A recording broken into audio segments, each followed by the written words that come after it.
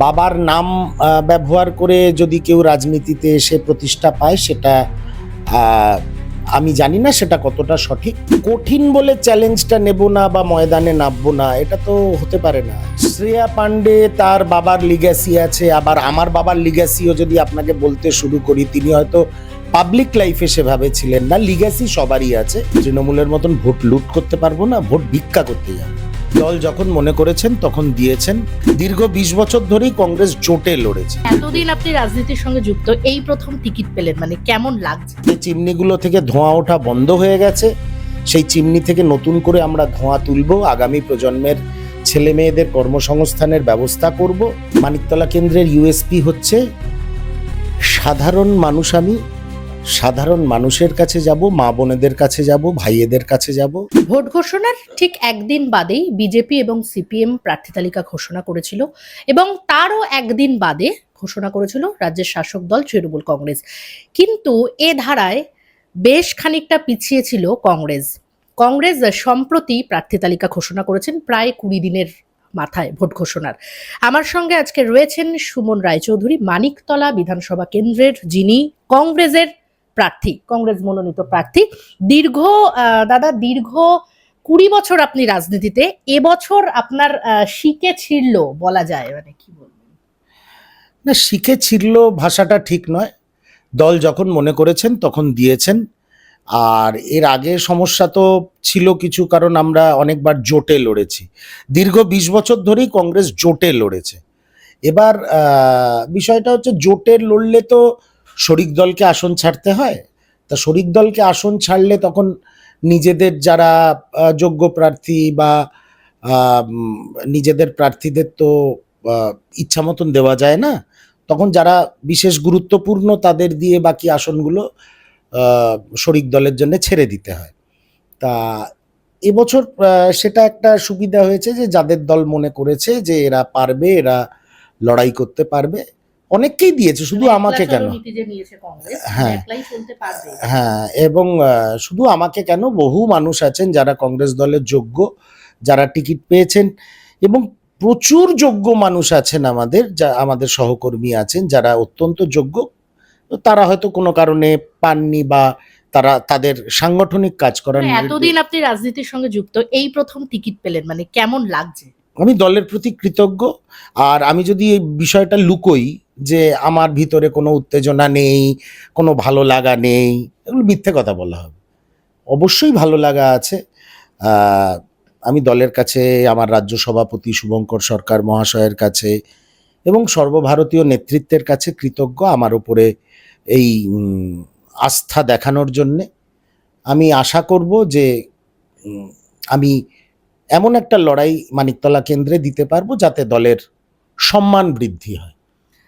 কিন্তু এই যে বলছেন মানিকতলা কেন্দ্রে আপনি দিতে পারবেন এমন একটা লড়াই, সেক্ষেত্রে মানে কোথায় গিয়ে, মানে কি স্ট্র্যাটেজি কাজ করবে বলে মনে হয়? তার কারণ শ্রেয়া পান্ডে সেখানকার তৃণমূল কংগ্রেস প্রার্থী, তিনি, তার বাবার একটা রাজনৈতিক দীর্ঘদিনের কেরিয়ার রয়েছে, সেখানে তার বাবাকে ভীষণ মান্যতা দেওয়া হয়।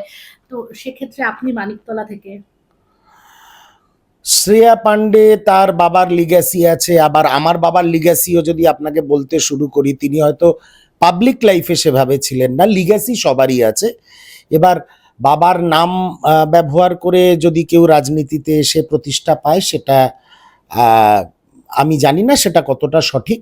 মানে পান্ডে ফ্যামিলিরই একটা বেশ রাজনৈতিক, হ্যাঁ দেখুন, তৃণমূল কংগ্রেসের মধ্যে তো একটা পরিবারতন্ত্র রয়েছে। তা সেই হিসাবে সাধনবাবুর স্ত্রী পেলেন, এখন সাধনবাবুর মেয়ে পেয়েছেন, এতে আমরা কিছু অবাক হইনি। দেখুন, লড়াই হবে ময়দানে, মানুষ কাকে ভোট দেবে। এদের অর্থবল, এদের পেশি বল, বিজেপির অর্থবল, সব মিলিয়ে নিশ্চয়ই লড়াইটা খুব challenging. I accept the challenge. আমার সীমিত ক্ষমতায় এবং আমার দলের সাহায্য, তাদের লজিস্টিক সাপোর্ট আমি যতটা পাবো এবং আমার যতটা সীমিত ক্ষমতায়, আমি এটুকু আপনাকে কথা দিলাম, I will leave a mark there. কোন স্ট্র্যাটেজি সেক্ষেত্রে কাজ করবে? কেন মানুষ কংগ্রেসকে ভোট দেবে, কি বোঝাবেন? কংগ্রেস মানুষকে একটা কারণেই ভোট দেবে, কারণ কংগ্রেস জীবন জীবিকা, কর্মসংস্থান, শিল্পের পুনর্জাগরণ, যে চিমনিগুলো থেকে ধোঁয়া ওঠা বন্ধ হয়ে গেছে সেই চিমনি থেকে নতুন করে আমরা ধোঁয়া তুলব, আগামী প্রজন্মের ছেলে মেয়েদের কর্মসংস্থানের ব্যবস্থা করব, আর কোনো সাম্প্রদায়িক রাজনীতিকে আমরা অ্যালাউ করব না। এটাই আমাদের পাঞ্চলাইন। একটা বাড়ির লোক যখন দেখবেন যে আমি তার আগামী প্রজন্মের কর্মসংস্থানের জন্যে তার কাছে ভোট ভিক্ষা করতে গেছি, আমরা তো তৃণমূলের মতন ভোট লুট করতে পারবো না, ভোট ভিক্ষা করতে যাব, তা তারা নিশ্চয়ই ভেবে দেখবেন দ্বিতীয়বার যে এই বাংলার দিদিমণিকে আবার নবান্নের 14 তলায় তারা বসাবেন কিনা। বসালে সেটা দুর্ভাগ্যের, কারণ দিদিমণি না যাদের মাসিহা সাজেন, না সংখ্যালঘুদের জন্য কিছু করেছেন, না আগামী প্রজন্মের ছেলে মেয়েদের ভাতা ছাড়া আর কিছু করতে পেরেছেন। কিন্তু দাদা, মানিকতলা কেন্দ্রটা আপনার জন্য একটু বেশি চ্যালেঞ্জিং হয়ে গেল না? আপনি তো অন্যান্য কেন্দ্র যেরকম হাওড়ার আপনি পর্যবেক্ষক ছিলেন, তো সেই যেখানে কাজ করেছেন অলরেডি, সেখানে না টিকিট পেয়ে মানিকতলা কেন্দ্রটা একটু বেশি চ্যালেঞ্জিং। না দেখুন, আমি ওখানে পর্যবেক্ষক ছিলাম, কিন্তু ওটা তো আমার হোম ডিস্ট্রিক্ট নয়।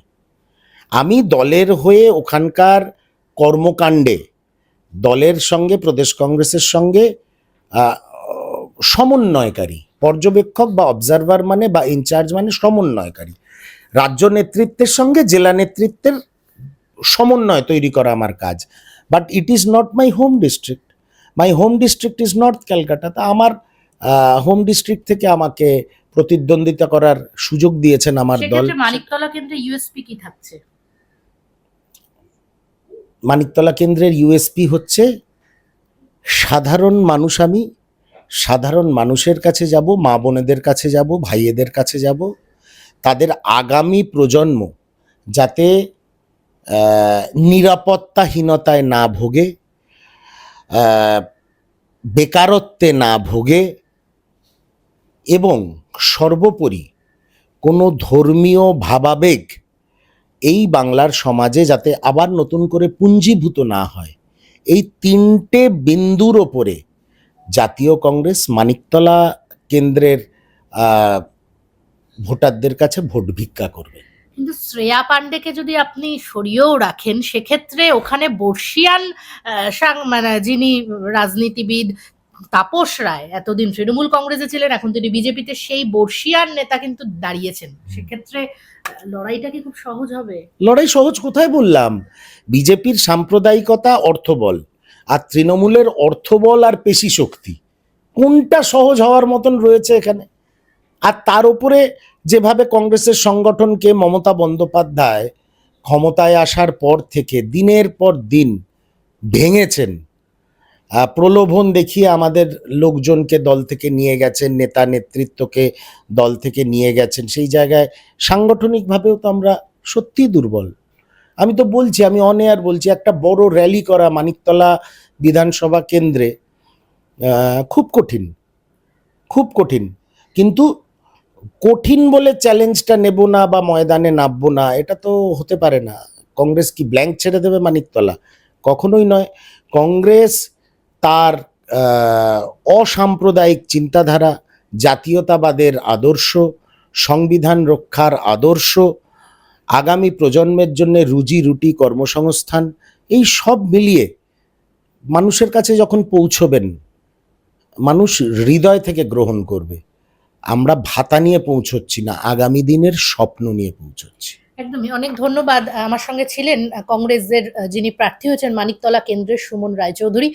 তিনি চ্যালেঞ্জিং বলছেন মানিকতলা কেন্দ্র, কিন্তু কোনো মতেই হার মানবেন না, তার দাবি কিন্তু সেটাই। ক্যামেরায় তানশিকের সঙ্গে নিবেদিতা, বাংলা হান্ট, কলকাতা।